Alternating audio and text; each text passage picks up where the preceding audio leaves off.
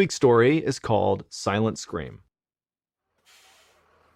On a Monday morning in October of 2004, 15-year-old Gina Giese rode the bus to school in Fond du Lac, Wisconsin, a suburb about an hour outside of Milwaukee. As the bus hit a pothole, she felt her stomach lurch.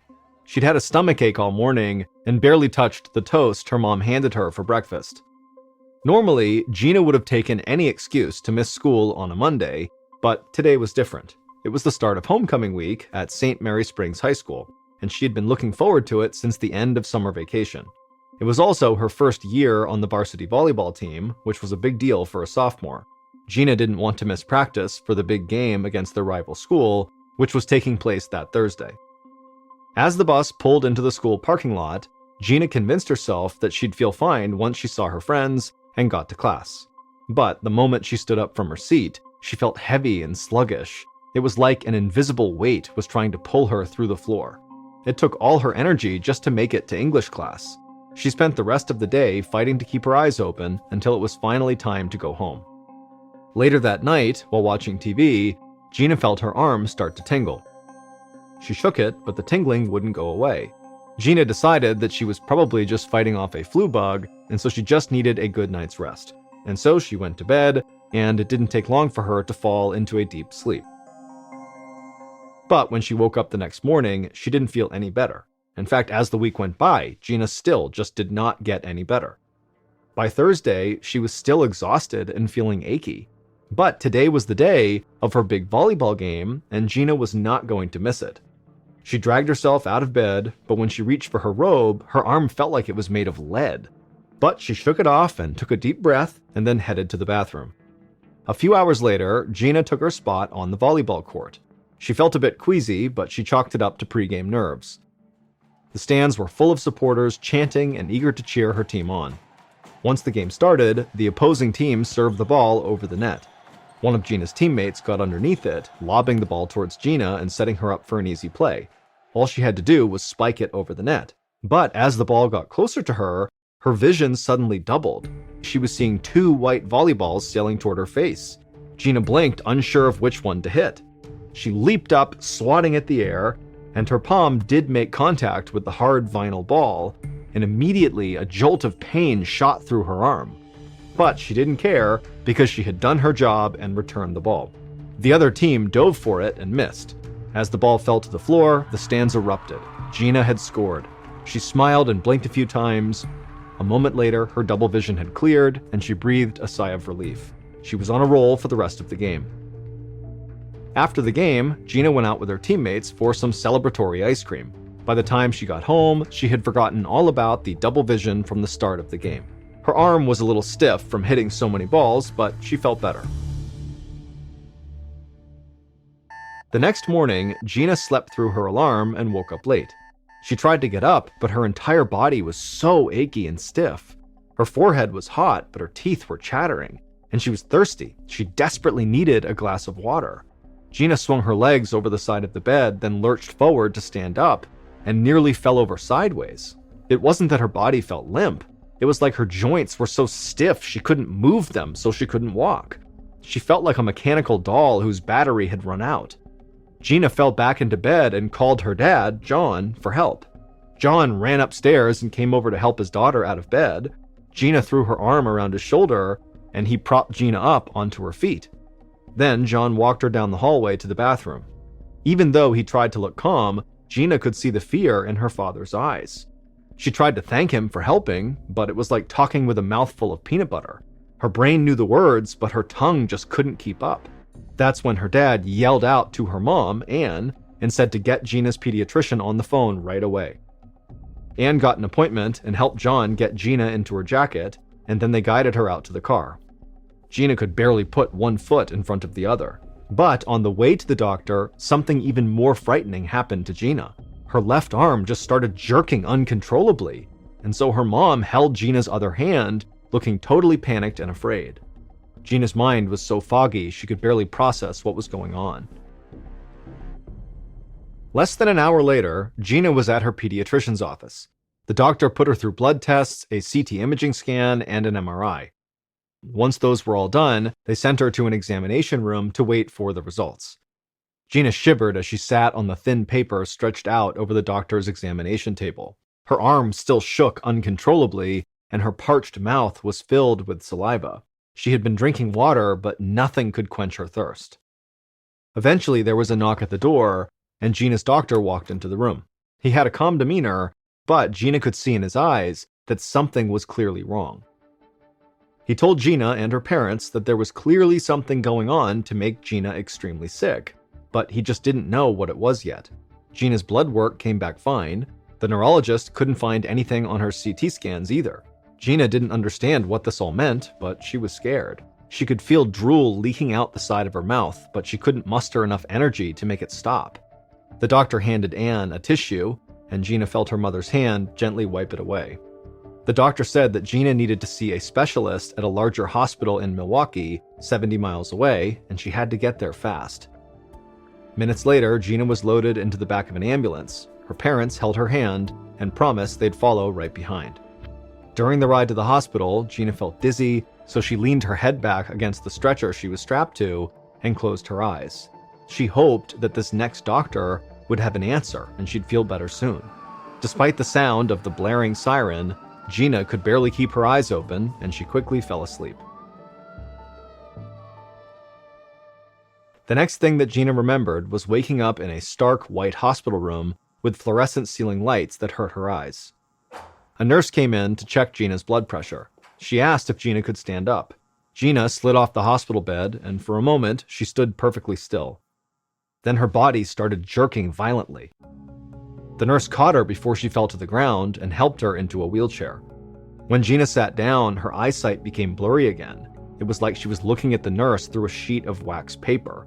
But even still, Gina could make out the nurse's sympathetic expression.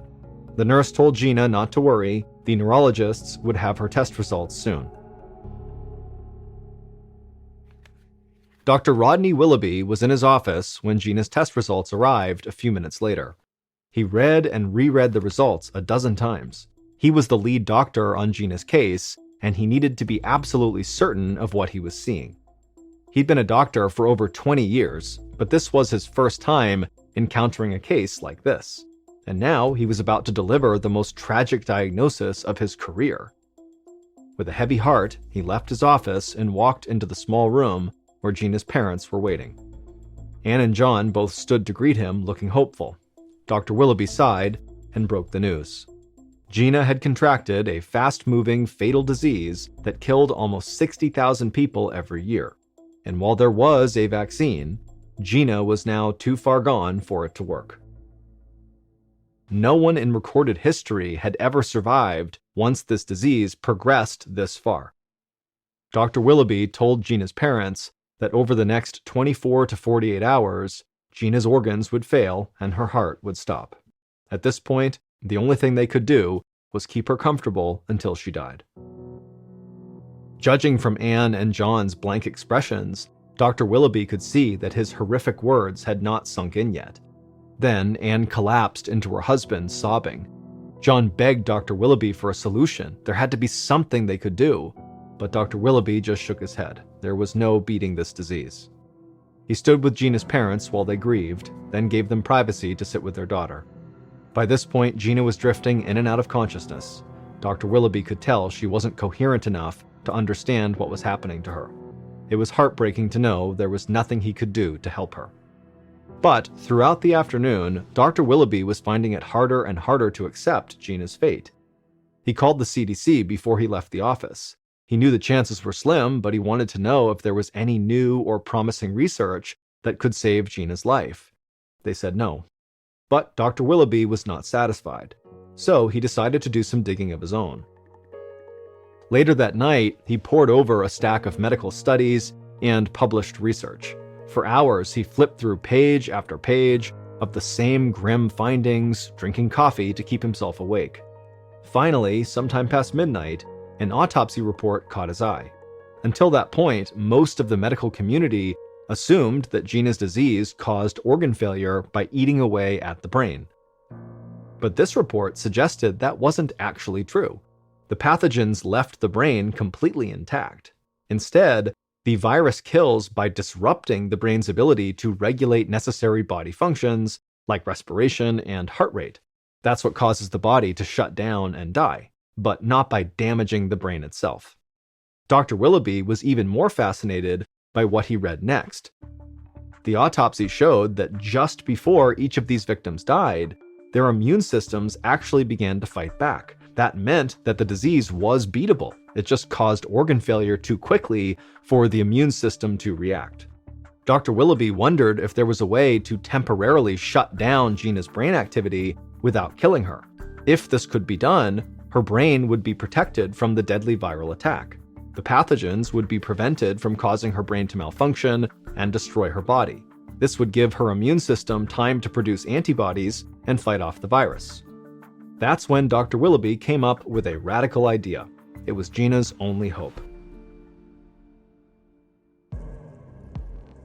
Gina's mother, Anne, was filled with dread as she and her husband walked into Dr. Willoughby's office the next morning. She was expecting a discussion on how to prepare for Gina's death. But when they sat down in front of the pediatrician, he told them about the shocking information he'd found the night before. At first, Anne began to feel some hope, but as the doctor went through the details of his plan, she felt like she'd fallen back into a nightmare. After the doctor was done explaining his radical plan, Anne just stared at him in disbelief. The doctor wanted to put Gina into a deep, medically induced coma to take her an inch from death, to the point that her brain was completely silent. She would have no thoughts and no signals to the rest of her body. Gina would be kept alive by machines. She would need to be kept in the coma for at least 10 days, hopefully long enough to fight off what was attacking her body. Dr. Willoughby admitted they would be gambling with Gina's life. No one had ever attempted anything like this before. If it didn't work, Gina would surely die. And even if the doctor's plan worked, and Gina's body managed to fight off the disease, there was no guarantee that she would even wake up from the medically induced coma. Her brain might never be able to regain its proper functions, and she would be left in a vegetative state dependent on machines to keep her alive for the rest of her life. The thought of that sent a shiver down Anne's spine. But if they wanted to save her daughter's life, this was their only option. Anne looked to John, and he nodded. And so, with all the courage she could muster, Anne gave Dr. Willoughby the go-ahead.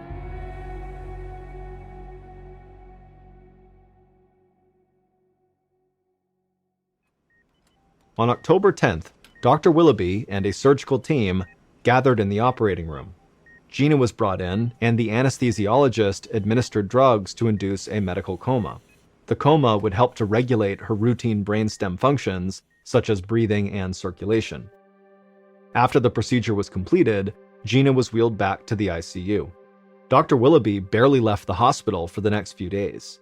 He would walk by Gina's room and hear the steady sounds of the machines that had taken over her body functions. He would see her parents were praying at her bedside. Dr. Willoughby prayed silently for Gina too. 10 days passed. The waiting was unbearable. Dr. Willoughby spent every moment anxiously hoping this treatment would work, and Gina's parents spent every possible second by their daughter's bedside. Finally, it was time to take her out of the coma and see if her body had been able to fight off this disease. Throughout the day, Dr. Willoughby lessened the amount of drugs that were keeping Gina asleep. If everything had worked, she'd soon be able to wake up on her own. But as the hours ticked by, the monitor tracking her brain activity was still a flat line. This was a bad sign. If the monitor didn't start showing something soon, Gina might never wake up. When Dr. Willoughby came into work early the next morning, he ran to Gina's room and checked her brain activity monitor again. The screen showed a flat line with the tiniest blips of movement on it. That meant Gina's brain was working. Dr. Willoughby breathed a sigh of relief. He couldn't believe that his plan might actually work.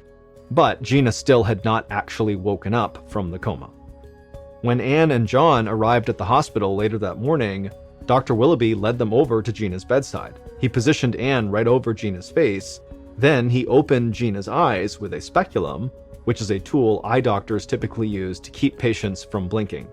Dr. Willoughby watched Gina's pupils flood with light, going big as saucers.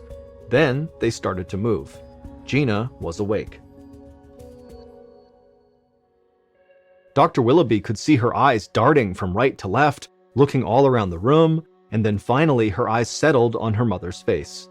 Gina's pupils went wide with recognition, and Dr. Willoughby knew she had recognized her mom. Anne realized it too. She flashed Dr. Willoughby a grateful smile, her eyes welling with tears, and Dr. Willoughby breathed a huge sigh of relief. He took out his reflex hammer and tapped Gina's knee. But, to his surprise, she didn't flinch. He tried again, but there still was no reaction. Dr. Willoughby's stomach turned.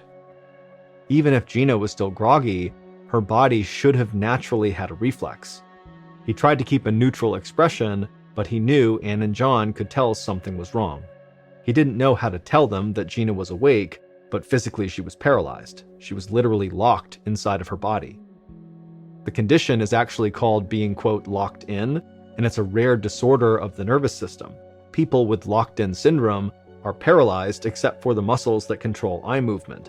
They're conscious and can think and reason, they can hear and see, but they can't move or speak, and they can't chew, swallow, or breathe on their own. And there was nothing Dr. Willoughby could do to help Gina. Their only hope was to wait and see if anything changed. That night, as he drove home, Dr. Willoughby prayed to God for forgiveness. He felt like he had sentenced Gina to a fate worse than death. She could spend the next 60 years as a prisoner in her own body, able to think and reason and feel, but never move. He could imagine how terrifying it would be for Gina to be going through this, after almost dying of a deadly disease. When Dr. Willoughby returned to the hospital the next day, nothing had changed. Gina's eyes darted around the room, but her body remained motionless on the hospital bed. And the day after that was exactly the same. On the third morning after Gina had woken up, Dr. Willoughby arrived at the hospital full of dread. He stopped at Gina's room first and grabbed her chart from its holder on the door. Then he walked to Gina's bedside and removed the reflex hammer out of his breast pocket. Holding his breath, he gave her knee a soft tap. Gina flinched. A short time later, Anne and John arrived in Gina's room, and Dr. Willoughby excitedly asked them to watch as he tapped Gina's knee. Again, her muscles contracted, and Gina's parents went wide-eyed. After 2 weeks of surviving on slim threads of hope, they started crying, this time out of joy. 3 months later, Gina took a deep breath and opened her eyes. She was back home in her bedroom. Even though she'd left the hospital a week ago, she still worried that she'd wake up in that awful bright white hospital room, hooked up to machines, unable to move. Coming out of the coma had felt like being underwater. She could hear the muffled voices of people she knew and see the blurry outlines of their faces. But it wasn't until Dr. Willoughby pried her eyes open that she finally broke through the surface. It had taken days for the feeling to return to her body. First, she was able to flutter her eyelids. Then she was able to twitch her fingers. Eventually, she could feel her mother holding her hand. But even as the world began to snap into focus, Gina just couldn't move very well on her own, and even though she understood what others were saying to her, she couldn't speak back. Her parents and the nurses at the hospital had to do everything for her, like bathing and feeding her, and she would spend 2 months relearning how to walk and how to say basic words. But Gina was very grateful to be alive, and while her time in the hospital was a total blur, she remembered every detail of how her deadly illness had started. 1 month before her symptoms had appeared, Gina and her family had gone to Sunday Mass together at St. Patrick's Catholic Church. A few minutes after Mass started, Gina looked up and spotted something small and black flying around the ceiling. It was a little bird who was trying to get outside, but it wasn't moving toward any of the open windows. Instead, it was swooping down towards the pews a little lower each time. Most of the congregation was totally annoyed and kept swatting at it with their hats when it flew down. Then the bird grazed an usher who managed to knock it out of the air with a collection basket, and it fell to the floor and appeared stunned. Gina was an animal lover, and she felt bad for the little bird, so she got up from her seat and hurried to the back of the church, and she scooped it up. But as Gina carried this little bird in her hands, she got a closer look and realized it wasn't a bird, it was a bat. Outside the church, she opened her hands to let it go, but the bat bit her finger hard. Gina almost screamed, but she knew there were little kids watching her from inside the church, and she didn't want to scare them. So she bit her lip and whipped her hand away from the bat, sending it flying across the church lawn. Gina watched as the bat flew away and then cradled her finger. A small pinprick of blood bubbled up where the bat had broke the skin. Gina washed her hands in the bathroom and then snuck back into the church pew beside her parents, smiling as parishioners looked over and flashed grateful looks at her. Gina would tell her parents that the bird was actually a bat, but it never occurred to Gina or her family that the moment the bat's tiny fangs pierced Gina's skin, a lethal pathogen had latched onto one of the nerves in Gina's fingertip. And over the next month, that pathogen replicated and grew, crawling its way up Gina's arm and rooting in her brain. It caused her to have flu-like symptoms, blurred her vision, made her jerk and salivate uncontrollably, and eventually led her to Dr. Willoughby's care. But at that point, it was too late, because Gina now had rabies. Rabies is an acute viral infection that is transmitted to humans by a bite or by the exposure of broken skin to an infected animal's saliva. The most common wild animals that can transmit rabies to people are raccoons, skunks, bats, and foxes. Domestic mammals can also get rabies if they're unvaccinated, like cats, dogs, and cattle. Rabies can be cured with a vaccine, but it must be given within 24 to 72 hours after exposure. If it's left untreated, rabies is fatal. The virus causes significant and progressive damage to the brain and spinal cord, and by the time it's reached the brain, it's almost always too late to prevent death. Victims die painful deaths and experience delirium, abnormal behavior, hallucinations, and insomnia. But thanks to Dr. Willoughby's radical idea, Gina Geese became the first person to survive a case of full-blown rabies without a vaccine. Since then, other doctors have used the technique Dr. Willoughby pioneered to treat rabies patients when they are not eligible for the vaccine. It doesn't work every time, but sometimes the patient does pull through. It's now known as the Milwaukee Protocol. It took Gina 2 years to restore her language and motor skills, but she finished high school on time with the rest of her class, and then after graduation, she enrolled at Lakeland College to study biology because she wants to work with animals. In one of her classes, Gina studied bats, and over time, her fear of them melted away. Now, she absolutely loves them. On Sunday, January 13th, 2008, Rhonda Smith sat in the back pew of the historic Trinity Lutheran Church in tiny Springfield Township, Pennsylvania, doing her best to try to stay calm.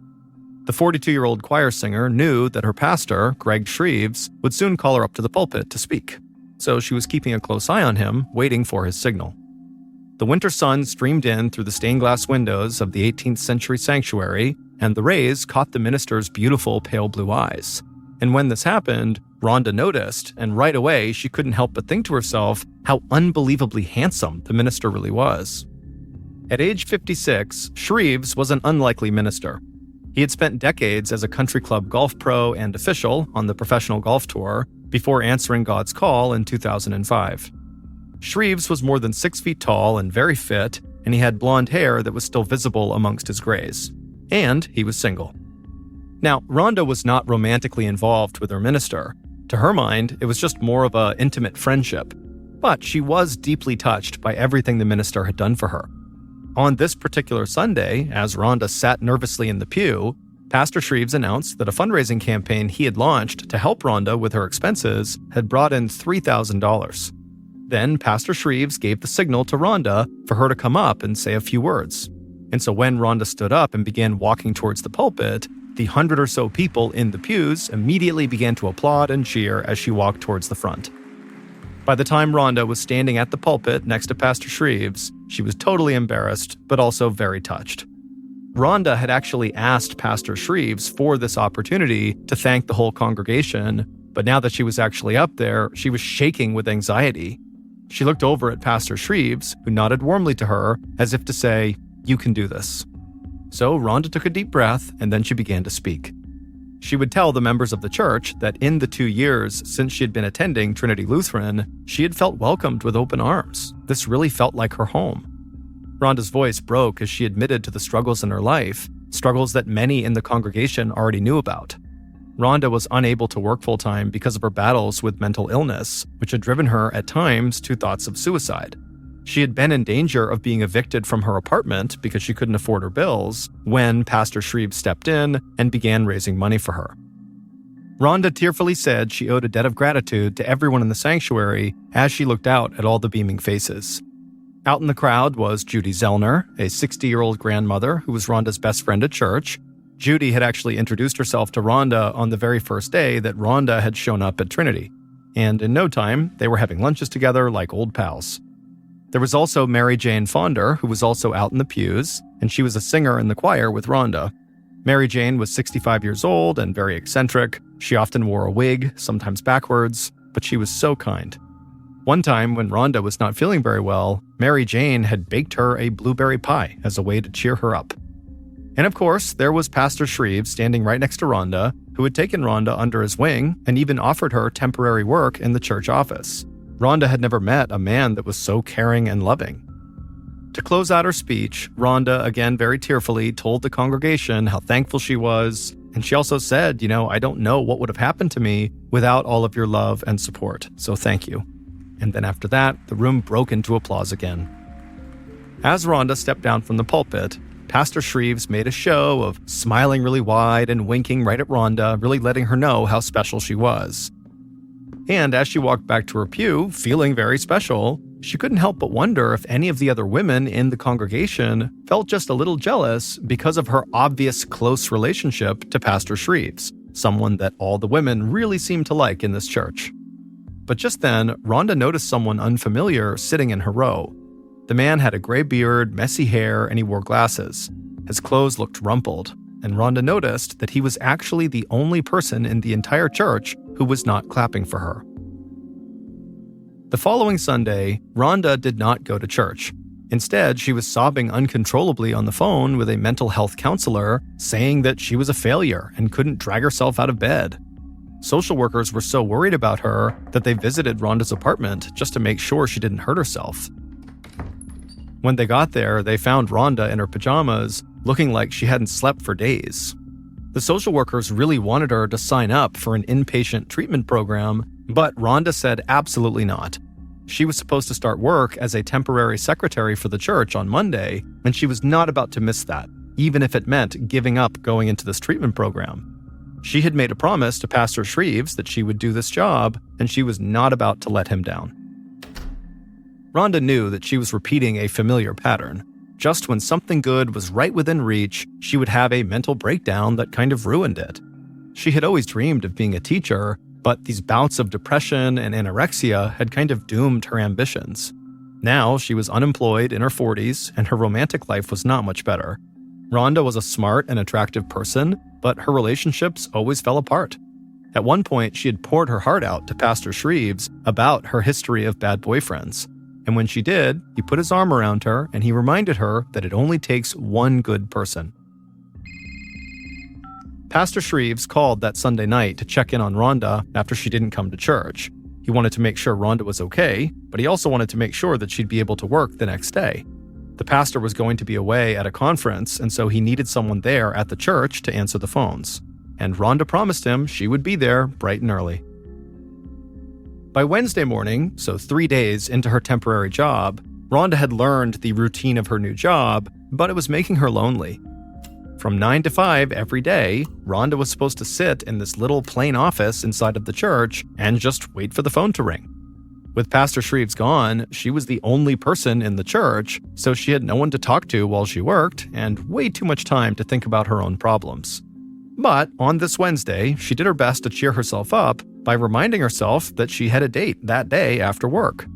He was a nice man that she'd met in a bipolar disorder support group, so maybe he would understand the ups and downs of her life. But right now, the end of the day when that date was going to start seemed really far off to Rhonda. Rhonda wished someone, anyone, would call just to break up the monotony of the day. Even if that call came from the very eccentric, backwards wig-wearing Mary Jane Fonder, who often called the church and seemed totally confused. In fact, Mary Jane had called the church on Rhonda's first day of work on Monday, and when Mary Jane realized that Rhonda was filling in for the receptionist, Mary Jane promptly wished Rhonda a belated happy birthday. It was not Rhonda's birthday, but she said that she appreciated Mary Jane's thoughtfulness. But then Mary Jane began asking Rhonda, well, why didn't you invite me to your birthday party? Rhonda had said there was no party, but Mary Jane just did not believe her. Rhonda had finally made an excuse to get off the phone. But now, 2 days later, sitting in this room feeling so bored, left with these horrible thoughts in her head, Rhonda kind of wished Mary Jane would call. At least it was something to do. Rhonda had talked to mental health counselors 4 times in the past week as she felt herself slipping into the blackness of depression. Her parents were really worried about her. Her dad called her every morning just to hear Rhonda reassure him that she was up and at 'em. Rhonda wished that she really felt that way. At 10:55 a.m. that day, the metallic clunk of the church's side door opening broke the silence. Rhonda thought it might be Pastor Shreves, back from his conference earlier than expected, and for a moment, she was really excited. Rhonda swiveled around her chair, getting ready to greet the minister, but to her surprise, it was not Pastor Shreves. It was somebody else, and she couldn't really understand why they were there. But what surprised Rhonda even more was what this person was carrying in their hand.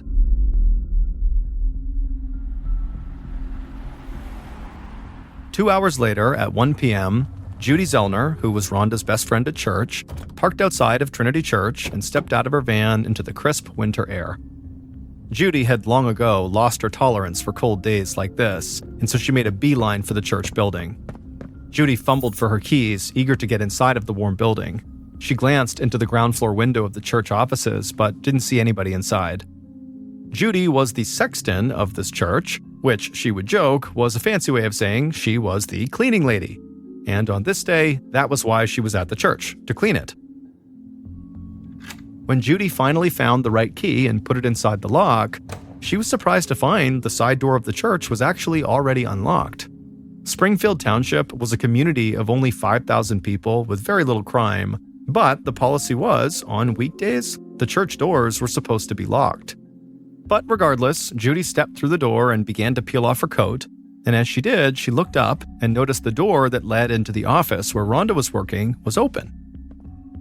Judy walked over and stuck her head in the door and called out hello, but nobody called back.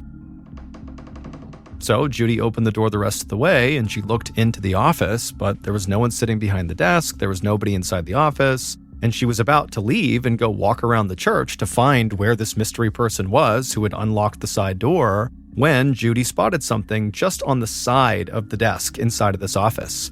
It was somebody's foot.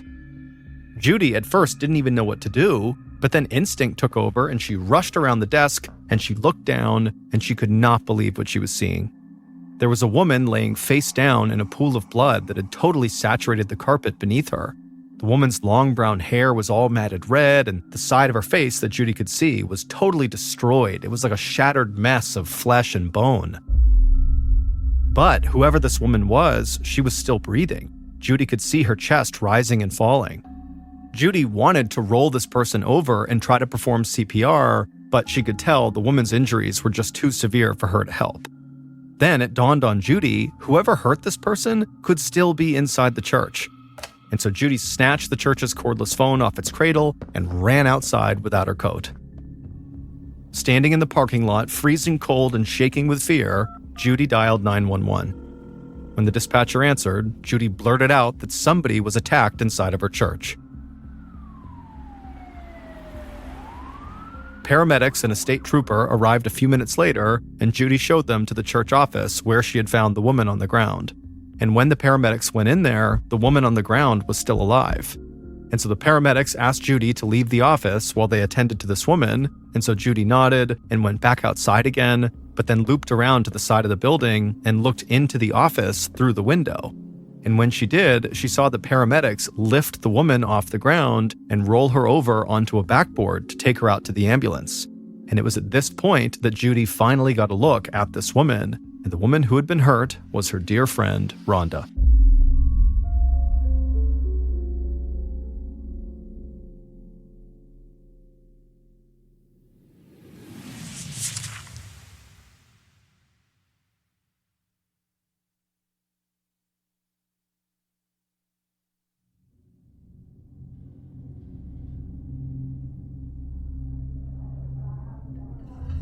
17 miles away, Pennsylvania State Trooper Greg Stumpo was eating lunch at his favorite Italian restaurant when he got a call from dispatch.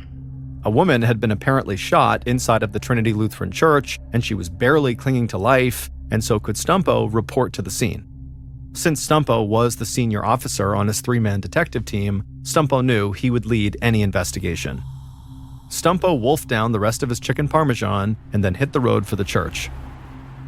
Even though he had been a detective in rural Bucks County, Pennsylvania for almost a decade now, Stumpo really had never gotten to investigate many murders. Springfield Township itself had seen only 2 murders in the entire last 2 decades, and so Stumpo felt a big rush of adrenaline as he drove. By the time Stumpo arrived, the church was already crawling with police looking for physical evidence from the shooting. So Stumpo walked up to one of the other troopers and asked where he could find the woman who made the 911 call, Judy. The trooper immediately turned and pointed out to an idling van out in the parking lot. So Stumpo walked over and he knocked on Judy's window, which totally startled Judy. Judy had been sitting in her vehicle with the windows up, heat blasting, staring straight ahead, so shocked she couldn't even muster any tears. But she turned and looked over at Stumpo, and in his suit and tie, he did not look like a state trooper, and he very likely could tell that's what she was thinking, and so he reached down and picked up his badge and flashed it to her to show her who he was. At that point, Judy lowered down her window, but stayed in her van as she described for Stumpo what happened when she walked inside of the church. She would tell Stumpo that when she first walked into the office, the woman on the floor was so bloody and mangled that Judy didn't recognize that it was her good friend Rhonda. And Judy said at first she was positive this woman on the ground was dead, but then she realized her chest was rising and falling, and so she was still alive. Judy couldn't understand why anybody would want to hurt her friend Rhonda. Judy described Rhonda as being very sweet and shy, with kind eyes and a warm smile. She said the two of them had hit it off immediately when they first met, and they had become very close friends, despite the 20-year age difference between them. But Judy also told Stumpo that Rhonda had a dark side too. She struggled with bouts of depression that at times left her totally unable to function, and one time Rhonda had been so suicidal that she had to be hospitalized 5 years earlier. And Judy said, lately it seemed like Rhonda was slipping back into a depression. Stumpo was expressionless as he listened to Judy, but inside, based on what she was saying, he was beginning to wonder if maybe this was an attempted suicide rather than an attempted murder. But there was an immediate complication to that theory. Police had not recovered a weapon. If Rhonda shot herself, shouldn't the gun be right there at the scene? Maybe even still in her hand? After speaking with Judy, Stumpo went back inside the church and over to the church office where Rhonda had been found. And when he went in there, he noticed there was now a black tape outline of where Rhonda's body had been, and it was on this part of the rug that was now totally covered in blood. Stumpo got down on his hands and knees to see if maybe there was a gun under the desk or some of the other furniture nearby, but there was nothing. And then an idea occurred to Stumpo. Did someone help Rhonda shoot herself, perhaps disposing of the weapon for her afterwards? He went back outside to Judy's van and asked directly if she removed a gun from the office. Judy was totally offended at the very idea. She had been careful not to disturb anything. But while Stumpo was inside, Judy said she had thought of someone that police might want to speak with. Judy said she recalled a very unkempt-looking stranger who had come to their church earlier in January when Rhonda had stood up before the congregation, and that was the first time that Judy had ever seen this guy. Judy said that on that day, as the donation plate was passed around, she overheard the stranger say something about how this church would be a good place to rob. Judy had not taken this comment seriously, but now she wondered, did this man shoot Rhonda while he was attempting to rob the church? Stumpo took down Judy's description of this man and figured it was possible that the stranger had come back to the church to rob it. Maybe Rhonda was just in the wrong place at the wrong time. As Stumpo headed to his car, he asked one of the troopers to make sure they spoke to the minister and see if he could figure out if anything valuable was missing from the church. After that, Stumpo drove to St. Luke's Hospital, where paramedics had taken Rhonda. Once he was there, he found Rhonda in a private room, heavily bandaged and unconscious. Her forlorn-looking parents stood vigil at her bedside. The doctor told Stumpo before he entered that Rhonda was being kept alive by machines, and it was very unlikely that she would survive after so much brain damage and loss of blood. Rhonda's parents, Jim and Dorothy Smith, who were both in their 70s, agreed to step outside to a waiting area with Stumpo where they could all chat. Stumpo brought them coffee in styrofoam cups, and he sat down and started by saying how very sorry he was about what had happened. Then Rhonda's father, Jim, told Stumpo about Rhonda's long struggle with bipolar disorder and the many times their daughter had flirted with suicide. Jim said he would never let Rhonda keep a gun around her apartment, and he would never keep one at his own house. Luckily, Jim added, the one time Rhonda had tried shooting a gun, she had hated it. And so Jim told Stumpo that he thought it was very unlikely that Rhonda would ever shoot herself. Jim told Stumpo that he and his wife Dorothy had not actually seen their daughter earlier that day. However, they had spoken to her around 8:30 a.m., and she sounded like she was in a good mood. Then again, Jim said, because of Rhonda's condition, her moods could sometimes change on a dime. 4 hours after that conversation, so at about 12:30 p.m., Jim and Dorothy had driven past the church on their way to lunch, and they saw Rhonda's car in the parking lot. The parents talked about stopping by and taking their daughter out for a bite, but they figured Rhonda was busy. Employment had been scarce for Rhonda, so they continued past the church and wound up eating lunch without her. The detective listened carefully and very sympathetically, but internally, he didn't get the feeling that these parents were going to actually offer up any information that could actually help investigators. But at the end of the conversation, Jim said something somewhat off the cuff to Stumpo that made Stumpo pause. Jim said that he prayed his daughter had not tried to kill herself. He and his wife were very religious, and they believed anybody who even attempted suicide faced eternal damnation, and so they couldn't bear such a fate for their beloved child. As the parents got up to leave, Jim told Stumpo that he really hoped investigators would not find a gun at the church. Jim's parting remark left Stumpo wondering whether they were telling the truth when they said they did not stop at the church on the way to lunch. Maybe, he thought, they walked into the church only to find their daughter lying on the floor from a self-inflicted gunshot wound. The parents could have mistakenly believed their daughter was already dead, and maybe they took the weapon from the scene so it didn't look like a suicide. Stumpo knew this idea was a total long shot, but it was too early to rule out anything. Just as Stumpo was about to walk out the front door of the hospital, he spotted a tall, middle-aged man with a priest collar in the hospital lobby. The man dabbed at his eyes and composed himself before pressing the elevator button. Stumpo walked over to him and asked the man if he was Pastor Shreves from Trinity Lutheran. Shreves nodded and said he was on his way up to minister to Rhonda's family. Stumpo asked him if he wouldn't mind speaking to him for a couple of minutes, and Pastor Shreves agreed. Shreves was so anxious to get up to Rhonda's bedside that he could barely sit still while the two men talked. Shreves said, he blamed himself for what happened because he had not been at the church to protect Rhonda. The pastor admitted that he really didn't know what he was going to say to Rhonda's parents when he got up there, or what he was going to say to the congregation. Despite his age, Shreves had only just graduated from the seminary 3 years earlier.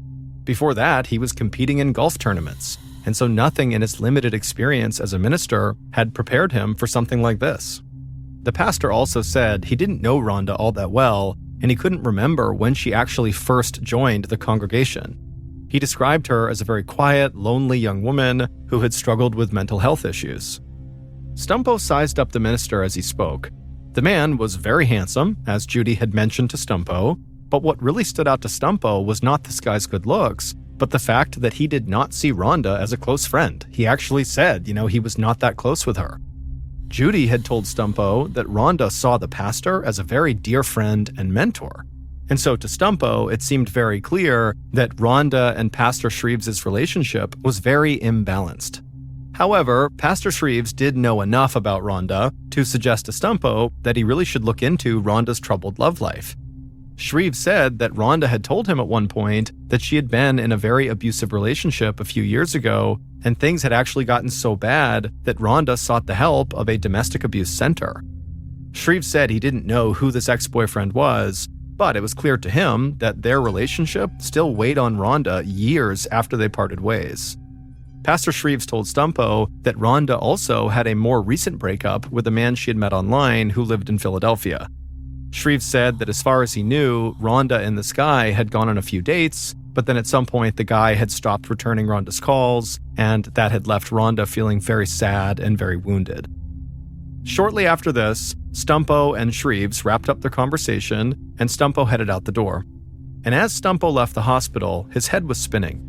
He had only been investigating the shooting of Rhonda Smith for a few hours, but he already had an array of theories. Did she shoot herself? Was she caught up in an armed robbery? Was she a victim of an abusive former boyfriend? He couldn't prove or disprove any of these. 2 hours later, around 6 p.m., Stumpo got a phone call from another detective, and they told him that Rhonda Smith was dead. Her parents had asked the doctors to take her off life support when it became clear she had absolutely no brain activity. And so the case now was no longer an attempted suicide or murder, it simply was a suicide or a murder. Rhonda was supposed to go on a date on the night that she died, and so Stumpo wasted no time figuring that out and then tracking the date down. The man's name was Gregory Danisavage, and Stumpo found him at his house just before 8 p.m., and he was still dressed in slacks and a blazer for his date that would never happen. Gregory said he was supposed to pick up Rhonda at her apartment at 6 p.m., but she didn't show, and she didn't send him a message to explain. And so he had sat outside in his car for a while, and then finally just went home, hoping that nothing had happened to her. Unfortunately, Stumpo said, something had happened to her, but he wouldn't provide any details. Stumpo asked where Gregory had been late on Wednesday morning, and he had a ready answer. He said he was taking care of his mother as she recovered from surgery. Now seeming a bit nervous, Gregory told Stumpo that the last guy Rhonda had been dating might have wanted to harm her. And so he said, Rhonda feared that that guy was just using her for sex, and so she had tried to slow the relationship down. But when she did that, the guy basically stopped calling her, at which point Rhonda began calling him, but he never picked up. Stumpo thanked Gregory for the tip, and then he left. However, when Stumpo followed up on Gregory's tip about this previous guy who Rhonda had been seeing, who apparently was just using her for sex, well, Stumpo quickly determined that it was a total dead end. The guy's name was Ray Finkel, and he would tell Stumpo that he had only gone on 4 dates with Rhonda, and he had stopped calling her really just because her house was too far away. Finkel said he was working all day Wednesday, the day that Rhonda was killed, and he had the security card check-in to prove it. As Stumpo ended the call with Ray Finkel, he was thinking that neither Gregory nor Ray even knew Rhonda well enough to want her dead. These were not exactly torrid love affairs. However, the abusive ex-boyfriend that Pastor Shreves had warned about turned out to be a much darker story. A social worker at the domestic abuse center that Rhonda had called said that Rhonda had accused this man of sexually assaulting her 4 years ago and getting her pregnant. Rhonda eventually got an abortion, but the social worker said that Rhonda was haunted by the experience. Then the social worker said that as part of Rhonda's therapy, she kept a journal of her relationship with her abuser. And so the social worker told Stumpo that maybe that journal would give investigators the information that they needed. Rhonda's parents gave Stumpo the spare key to their daughter's apartment. And then when Stumpo went into the apartment, inside of a desk drawer, he found all these yellow legal pads that were filled with Rhonda's writing. And the writing included all the intimate details of her past relationship with this man who had hurt her so badly. They painted a picture of a very unhappy romance, one that continued even after she accused this man of abuse. But Rhonda indicated in her more recent entries that she had not had any contact with this guy for 2 whole years. And so this abusive boyfriend really seemed like a bad person, but he didn't really fit the profile of Rhonda's murderer because he had not interacted with her in years. And so Stumpo now understood why people said Rhonda was unlucky in love, but so far, nothing in her past seemed to add up to a motive for murder. While Stumpo tracked down the rest of Rhonda's boyfriends, other members of his team began to look into that strange newcomer to the church, the kind of disheveled-looking guy who Judy had overheard say, Trinity Lutheran would be a good place to rob. Well, despite having a great description of this guy within 24 hours of the shooting, he was about 5'10", he wore wire-rimmed glasses and had scraggly salt and pepper hair. Despite having this description, none of the state databases of criminals and people on parole or probation contained anyone who looked like this stranger. Now, of course, Stumpo didn't just rule him out as a potential suspect simply because he couldn't find him. However, at the same time, the whole robbery idea just seemed kind of unlikely to Stumpo.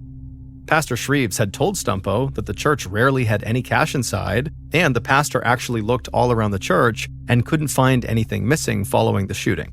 So if Rhonda really was the victim of a robbery gone bad, then why wasn't anything stolen? And so 2 days into this investigation, and Stumpo had almost nothing to show for all his effort. He wasn't even sure if he was investigating a murder or a suicide.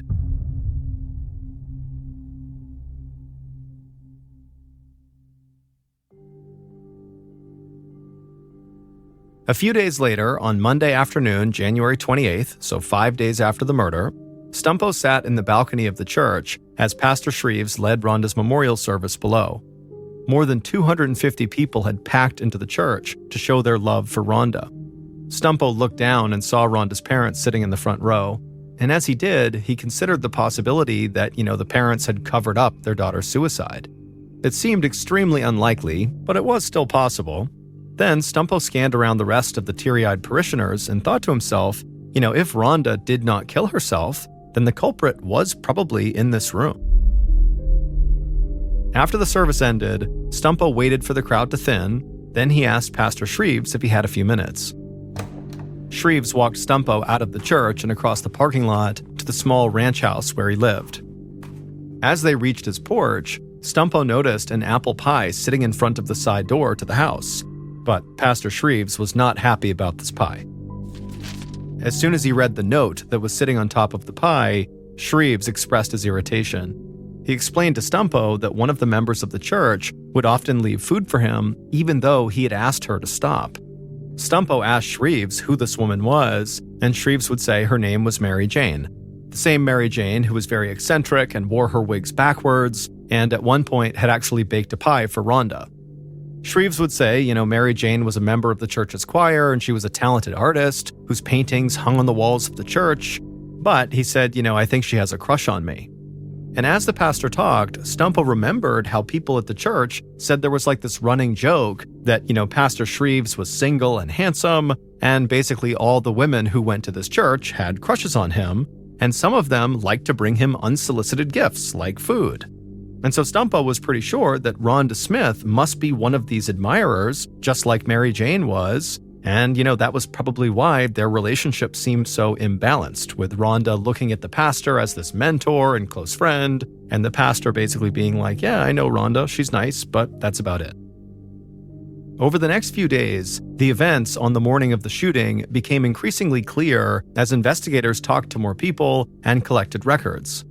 On the day Rhonda died, she had called a mental health crisis line from the church just after 10 a.m., saying she felt suicidal.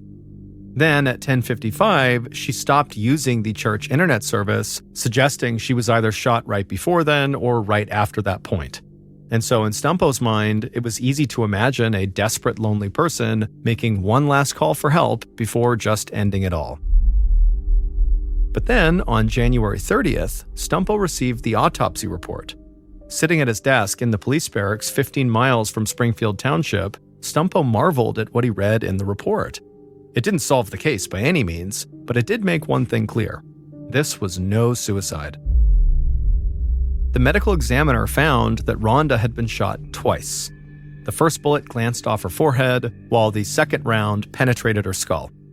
What's more, the shots were fired from 3 or 4 feet away, suggesting that the shooter was on the other side of the desk from Rhonda.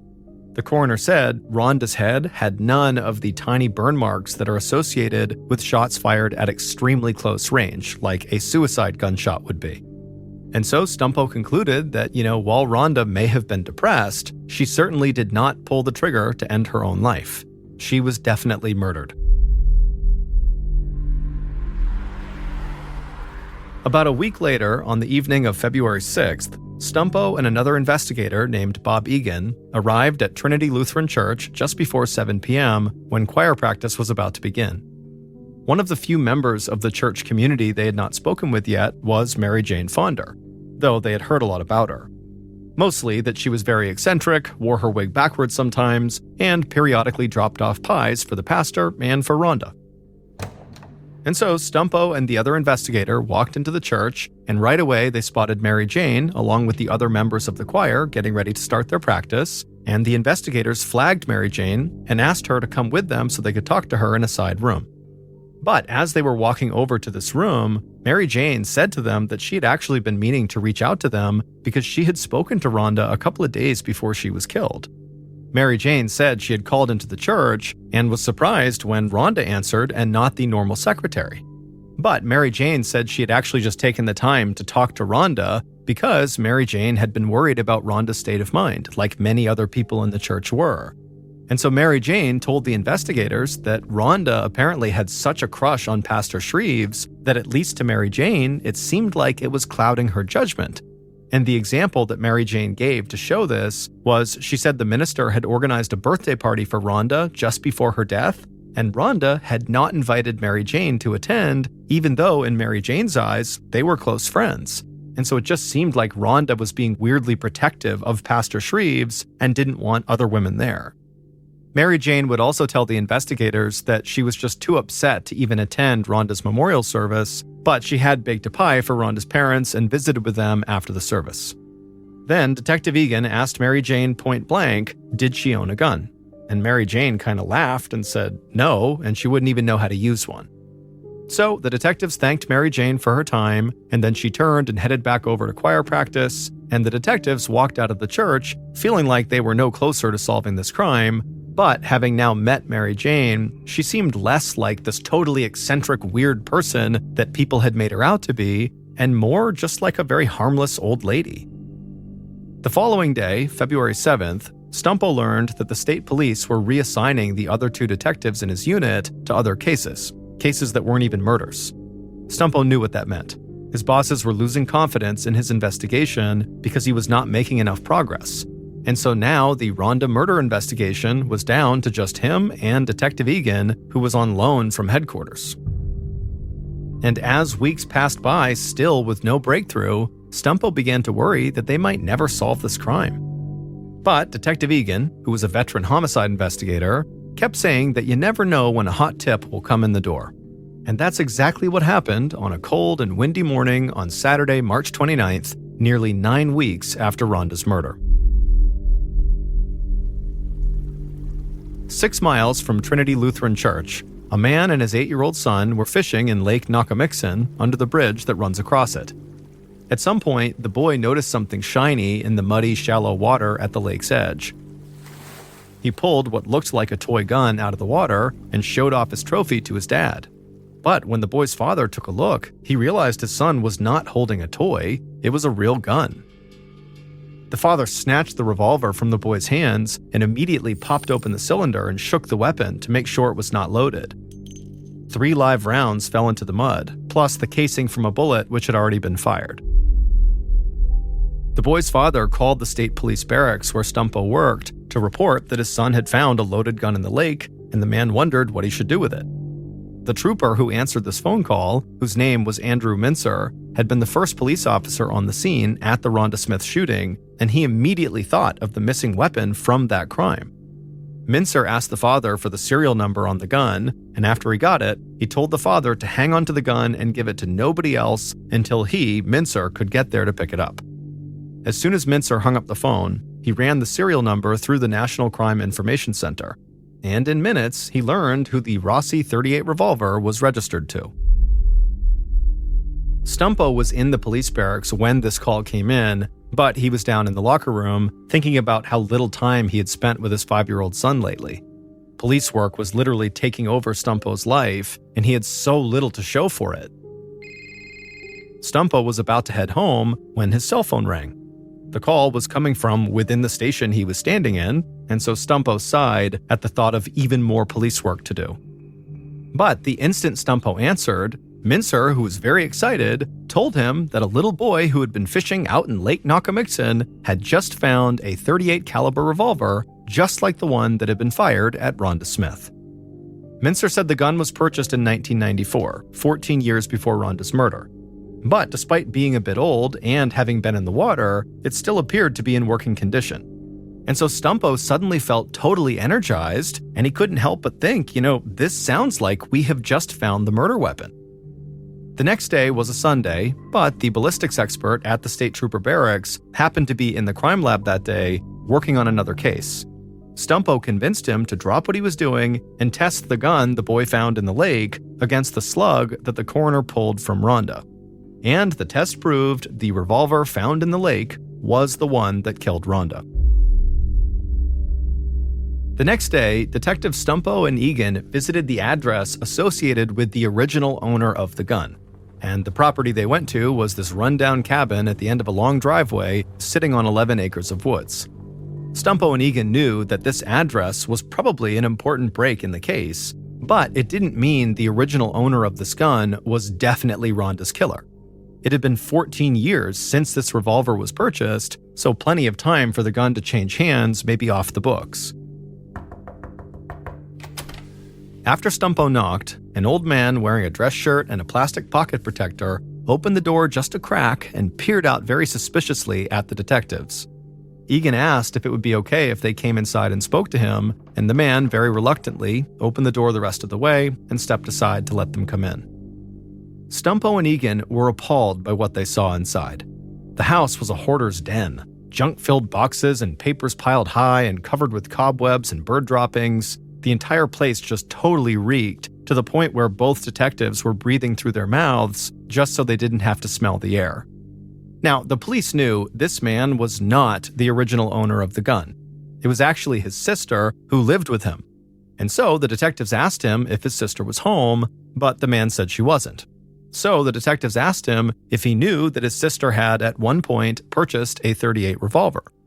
The man said that his sister had trouble with a coworker several years back and felt kind of threatened, so she had bought a gun. But she only shot it once in the yard for practice, and the noise was apparently too much for her. Her brother said that she had thrown the gun away years ago, and he didn't know where she threw it away, and he had never seen it or heard about it again. But Stumpo and Egan were not fully convinced about this story. They told the brother that the gun had just been pulled out of the lake. If the gun had been tossed into the water in 1994, shortly after his sister bought it, then by now it would be totally covered in rust. But the gun had no rust on it, which indicated it had not been in the lake for more than a few weeks. The brother fell quiet for a moment, and then told the investigators that he did have something to show them. He took them outside to his car, and he lifted the driver's floor mat to reveal something which shocked the two investigators, and it confirmed that they were on the right track. The old man showed the detectives shiny pieces of metal that were underneath the floor mat of his car, and the detectives immediately recognized these fragments as being part of a bullet casing. Now, when that boy had found the gun in the lake, it had contained 3 live rounds and 1 spent shell casing. However, investigators knew that Rhonda had been shot twice, so there needed to be 2 spent shell casings. And so far, all they could account for was that one that the boy found in the gun. And now, these fragments on the floor of the car could be, potentially, pieces of that other spent round. At last, Stumpo finally had his primary suspect. It was this old man's sister, the original owner of this gun. And that afternoon, police were able to arrest her right as she left the Trinity Lutheran Church, driving her brother's car. The same car that police had just found those fragments from the shell casing underneath the floor mat. Also, after they made this arrest, police searched the inside of the car, and they found a calendar with January 23rd circled, the day Rhonda was murdered, and over that date on the calendar were the words, Rhonda murdered.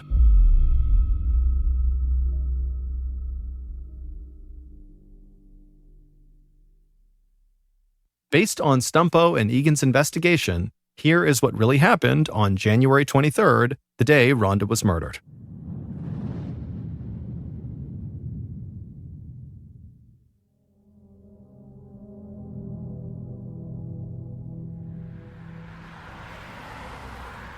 At 10:30 a.m. on January 23rd, the killer slipped into her brother's car and drove to Trinity Lutheran Church. She pulled into the parking lot, and as she did, she looked over at the first-floor office window, and she saw Rhonda sitting inside. The killer got out of the car, walked up to the side door of the church, they unlocked it, and went inside. Once inside, the killer looked around the building and determined that Rhonda was the only person inside.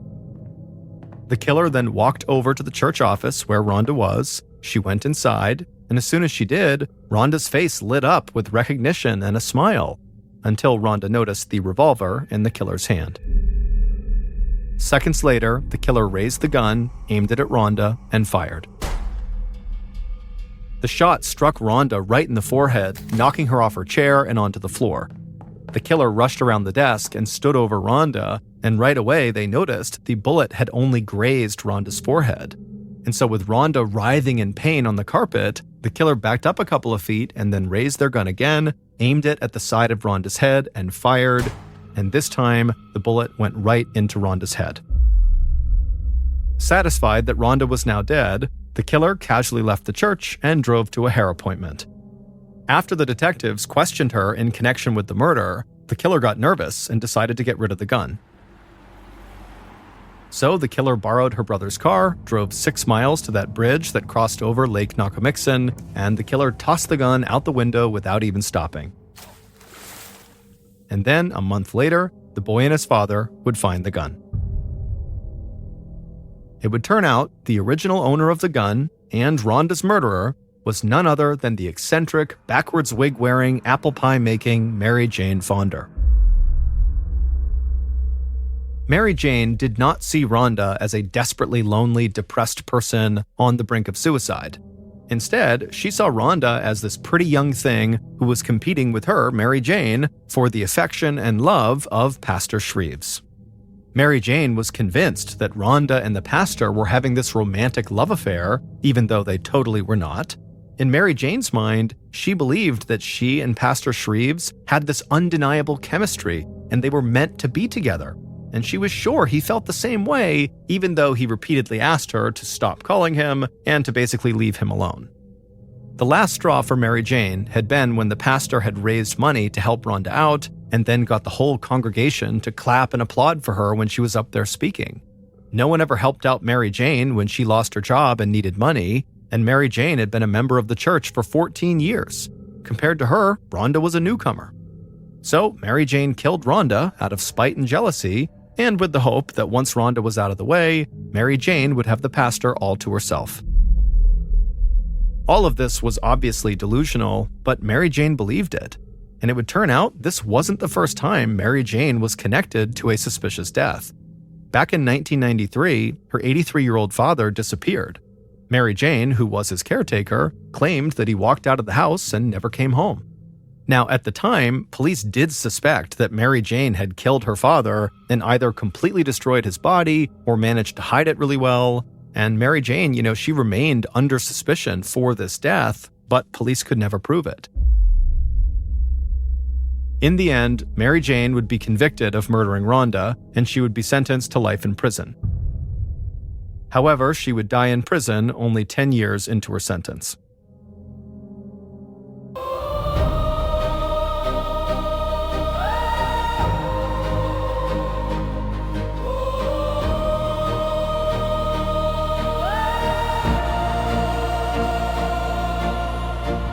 We are the silent architects, building dreams the world neglects.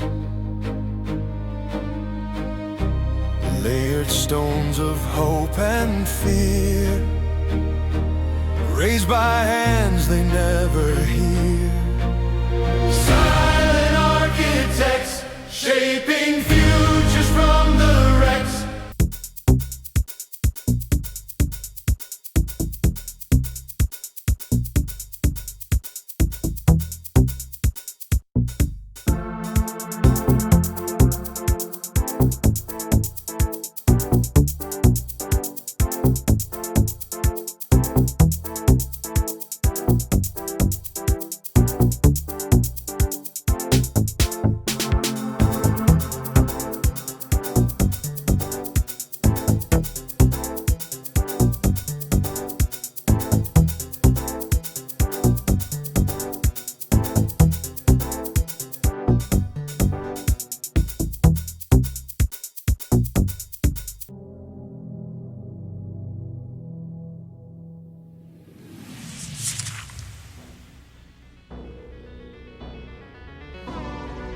Thank you for listening to the MrBallen's podcast. If you enjoyed today's stories and you're looking for more bone-chilling content, be sure to check out all of our studio's podcasts, MrBallen's Medical Mysteries, Bedtime Stories, and Run Fool.